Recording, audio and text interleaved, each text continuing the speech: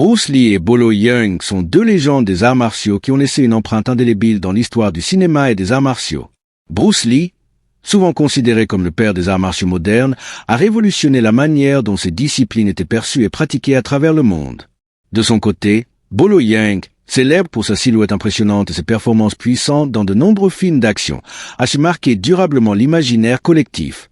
Leurs destins se sont croisés dans le film culte Enter the Dragon, un moment qui a marqué non seulement le cinéma, mais aussi le début d'une profonde amitié entre ces deux figures hors normes. Cette relation unique a duré jusqu'à la mystérieuse disparition de Bruce Lee, un événement qui a laissé Bolo profondément marqué. Discret et peu attiré par les feux des projecteurs, Bolo Yeung est récemment revenu sur cette amitié dans une rare interview, livrant un témoignage émouvant et sincère sur celui qu'il appelait affectueusement le Petit Phénix. Pour ceux qui adorent les vieux films d'action et les classiques du cinéma d'arts martiaux, le nom de Bolo Yeung évoque instantanément des souvenirs de combats intenses et de personnages inoubliables. Bien plus qu'un simple colosse, Bolo était un acteur complet dont la musculature impressionnante n'était que l'un des nombreux atouts. À l'époque, il incarnait littéralement l'image du tank humain, un adversaire redoutable sur lequel on ne voulait pas tomber. Né le 3 juillet 1946 à Guangzhou, en Chine, la jeunesse de Bolo fut marquée par de nombreuses difficultés. Issu d'un milieu modeste, il grandit dans un environnement où chaque jour était un combat. Dans une Chine en pleine mutation, tiraillée entre traditions et bouleversements sociaux, Bolo trouva dans les arts martiaux une échappatoire, une discipline qui allait façonner son destin. Dès l'âge de 10 ans, il commença à s'entraîner avec des maîtres de kung-fu renommés. À cette époque, les arts martiaux n'étaient pas seulement un moyen de se défendre. Ils étaient un mode de vie profondément enraciné dans la culture et les valeurs de la société chinoise. Pour Bolo, cet art était une école de la vie qui lui enseignait la concentration, la discipline et le respect.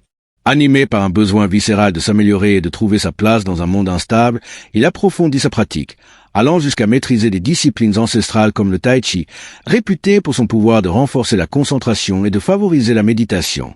Mais la Chine de son enfance n'offrait guère de perspective à un jeune homme ambitieux. Le pays était secoué par des bouleversements politiques, l'essor du communisme, des manifestations et de graves violations des droits de l'homme. Dans ce contexte étouffant, Bolo prit une décision radicale, fuir. Bravant les dangers, il nagea à travers la rivière Shenzhen pour rejoindre Hong Kong. À cette époque, sous administration britannique, Hong Kong offrait un havre de liberté, un lieu où les cultures se mêlaient et où les opportunités semblaient infinies.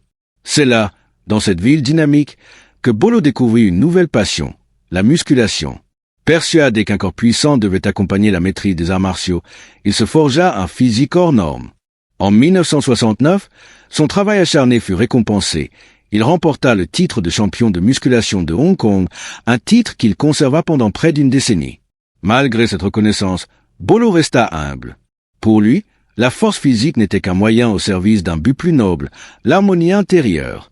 Le tai chi, qu'il pratiquait avec ferveur, lui apportait un équilibre rare, unissant le corps et l'esprit dans une quête de paix et de maîtrise de soi. À Hong Kong, la scène de la musculation connaissait un véritable essor, et Bolo trouva là un terrain fertile pour s'épanouir. Son dévouement sans faille le fit rapidement remarquer, et bientôt, son aura dépassa les frontières de l'île. C'est alors que le cinéma lui ouvrit ses portes. À la fin des années 60, Hong Kong était devenu un centre névralgique du cinéma d'arts martiaux, avec des studios comme Shaw Brothers et Golden Harvest produisant des classiques qui allaient conquérir le monde. Dans ce contexte, Bolo apparut comme le candidat idéal. Son physique impressionnant, combiné à ses compétences martiales et à son charisme brut, en faisait un choix évident. Les premiers rôles qu'on lui confia furent modestes, mais ils suffirent à révéler sa présence magnétique à l'écran. Son regard dur, son allure impassible et sa puissance tranquille faisaient de lui un méchant parfait, un adversaire redouté que peu osaient défier. Mais la route n'était pas sans embûches. L'industrie du cinéma était féroce, et Bolo dut redoubler de persévérance pour se faire une place. À cela s'ajoutaient les barrières culturelles et linguistiques qu'il devait franchir pour s'adapter à ce nouvel environnement. Sa percée survint lorsqu'il attira l'attention des producteurs de la Shaw Brothers, un des studios les plus prestigieux de Hong Kong. Rapidement, il décrocha des rôles marquants dans des films comme The Deadly Duo et The Angry Guest, où il donna la pleine mesure de son talent. Il n'incarnait pas seulement des méchants caricaturaux, mais des personnages complexes, aux motivations nuancées, qui suscitaient autant la crainte que le respect. C'est dans cet environnement bouillonnant qu'il croisa la route de Bruce Lee. Bruce, lui aussi d'origine chinoise, avait un parcours bien différent. Né aux États-Unis, il avait la citoyenneté américaine et avait passé sa petite enfance à Hong Kong avant de retourner en Amérique pendant son adolescence. Là-bas, il poursuivit ses études tout en travaillant comme serveur et en affinant son art martial, développant ce qui allait devenir le Jeet Kune Do, une synthèse de plusieurs disciplines. Bruce Lee, déjà star montante, voyait en Bolo un partenaire d'entraînement et un ami. Leur rencontre sur Enter the Dragon fut le début d'une collaboration marquée par le respect mutuel et l'admiration. Le film, devenu un classique incontournable, immortalisa leur combat et leur complicité à l'écran. Derrière les caméras, Bruce et Bolo partageaient des valeurs communes, le dépassement de soi, la quête de la perfection et l'envie de transmettre un héritage au-delà des simples scènes de combat.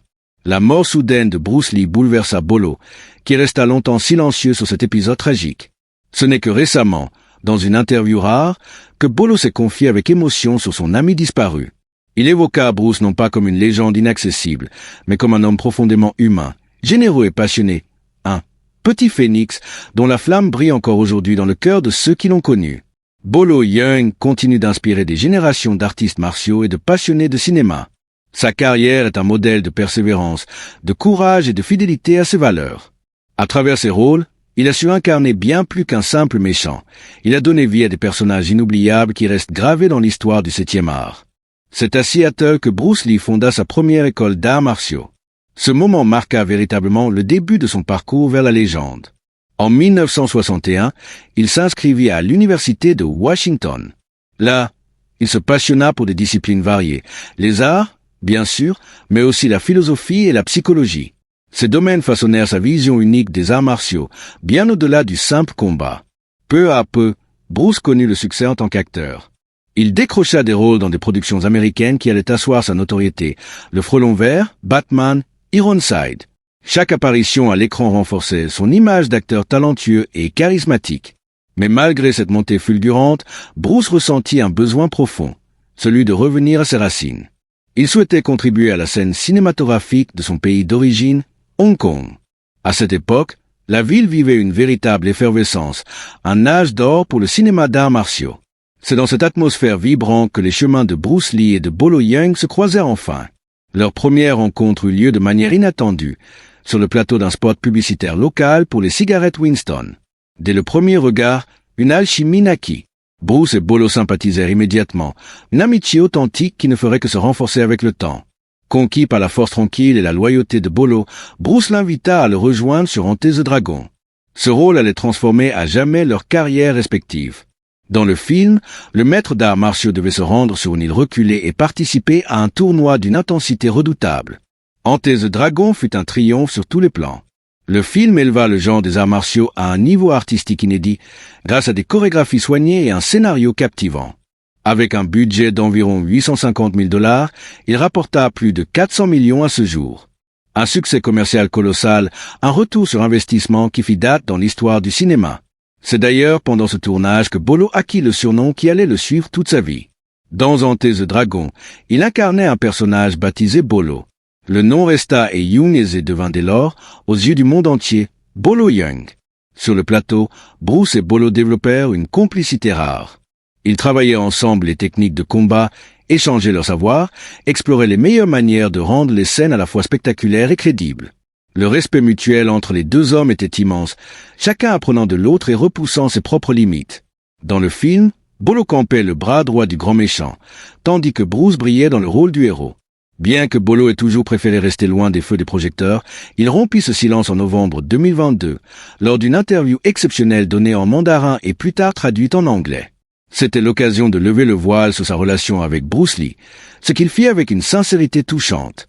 Il partagea des souvenirs émouvants, des détails fascinants sur la personnalité de Bruce et des anecdotes inédites des coulisses du tournage de Enter the Dragon. Bolo révéla notamment que Bruce était souvent mis à l'épreuve sur le plateau. Nombreux étaient ceux qui voulaient tester la réalité de son art, le Jeet Kune Do. Pourtant, Bruce n'avait jamais soif de combat, bien au contraire. Mais lorsque les défis devenaient inévitables, il se devait de répondre. Bolo se souvenait d'un figurant particulièrement téméraire qui voulut défier Bruce. En un éclair, Bruce lui asséna un coup de pied à la tête.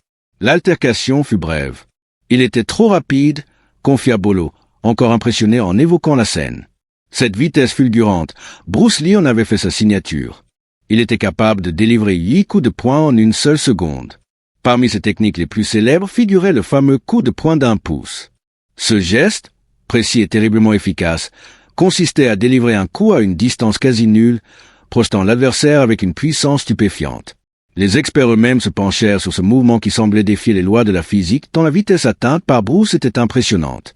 Et voilà, cette plongée dans l'amitié unique entre Bruce Lee et Bolo Yeung touche à sa fin. Leur rencontre, leur respect mutuel et leur héritage ont marqué à jamais le monde des arts martiaux et du cinéma. Si cette histoire vous a passionné, n'oubliez pas de laisser un like, de vous abonner à la chaîne Histoire des légendes et d'activer la cloche pour ne rien manquer des prochaines vidéos. Merci d'avoir regardé et à très bientôt pour une nouvelle page d'histoire.